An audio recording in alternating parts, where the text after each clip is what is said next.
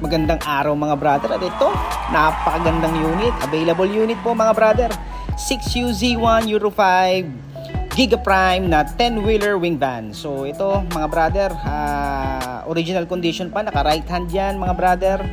At yung kanyang paint ay original paint. Ayan o, napakaganda. Giga Prime mga brother. So ito, chassis, molye yung harap. Napaka-fresh, and yung engine super puti mga brother, parang brand new to mga brother. Wow! Ang ganda talaga naman. So yan, check natin yung mga pantaas niya. Ayan walang daya yan mga brother. Puting puti, very fresh unit. Yan, chassis talaga naman ang ganda. Sariwa talaga to mga brother. Euro 5 10-wheeler wing van. Alright, ayan fresh mga brother, talaga very fresh. So yan mga brother, ito ang ganda, airbag, single differential.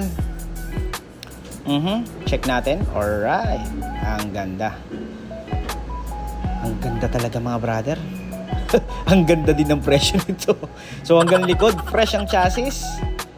Alright, so yan, check natin yung kanyang wing van body.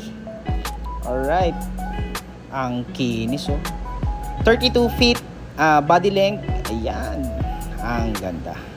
May center post pa to mga brother So yan yung loob niya, wood flooring. Then yung kisame, makinis. Pati yung gilid niya, yan yung mga plywood na yun very fresh.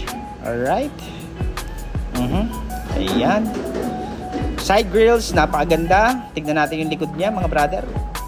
Alright. Pag mga ganitong mga unit, mga Euro 5 na 10-wheeler na wing van, mga ganitong model na Giga Prime, mga fresh yung mga yan. May pakinang pa o kumikinang-kinang pa mga brother. Very fresh from the head hanggang sa pinakadulo mga brother. Kumbaga from head to toe, talagang fresh. So yan mga brother, ang ganda. Ang ganda mga brother.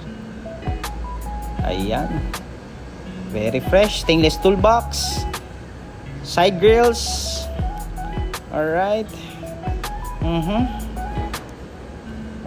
Original paint to mga brother 10 studs, molly harap. Napakaganda ng kanyang chassis. Walang bulok mga brother. Alright, so kung gusto nyo po itong unit na to, modelong muka, yan, PM lang kayo or kontakin kami sa number na nandiyan sa screen. So 6UZ1 Euro 5 10-wheeler wing van. Thank you mga brother.